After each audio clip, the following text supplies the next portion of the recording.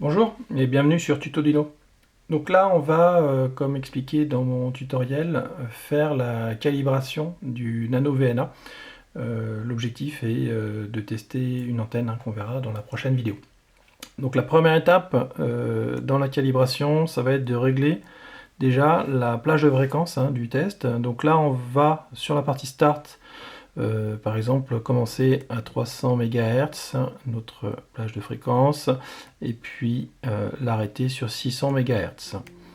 Donc là, on va bien faire nos tests entre 300 et 600 MHz, c'est affiché en bas sur les plages entre start et stop. Ensuite, pour la calibration, donc comme on l'a vu sur le tuto, il faut aller dans le menu ici Cal, Calibrate, et faire dans l'ordre une calibration donc avec le bouchon qui correspond ici à un bouchon ouvert. Donc là, on clique sur Open. La calibration se fait pour ce bouchon-là. Ensuite, on fait le petit bouchon court-circuit. Donc on reconnaît le petit bouchon court-circuit au bout.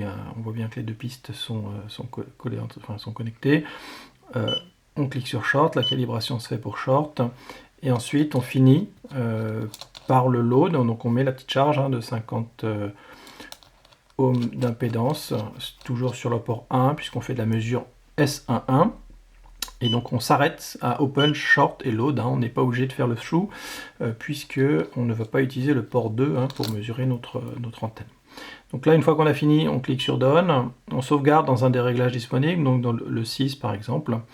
Voilà, donc là on a bien notre Nano VNA qui est calibré. Alors on vérifie bien, là il est open, on n'a rien de connecté, ou on met le bouchon open, ça revient au même. On est bien à droite de la bague de Smith. Si on met le bouchon court-circuit, on doit être à gauche de la bague de Smith. Donc là je suis avec le bouchon open, on voit bien qu'on reste à droite. Et le bouchon court-circuit, hop, on voit bien qu'on arrive à gauche de la bague de Smith, ici sur le dernier cercle.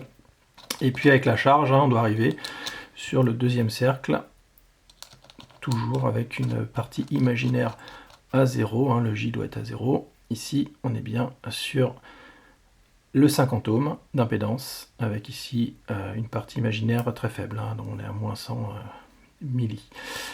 Voilà, donc là, le Nano VNA est maintenant calibré. Donc là, pour les traces, je vous montre juste, par défaut, elles sont bien configurées, mais si on veut changer les traces d'affichage, donc ici dans le display, on choisit la trace qu'on veut afficher ou modifier. Par exemple, là, j'ai les traces 0, 1, 2 qui sont bien configurées. Donc 0 étant en jaune le logmag, en bleu la bague de Smith, en vert le SWR, et par exemple si on veut rajouter une trace, 3, donc on clique sur la trace, il y a un petit A qui apparaît, qui veut dire qu'on va configurer cette trace, et là on choisit le format de cette trace. Donc par exemple là il y a le délai qui est configuré, on peut très bien imaginer d'afficher autre chose par rapport aux différents réglages qui sont possibles. Donc là bon, je vais laisser cette trace là désactivée, donc la trace 3, je la désactive.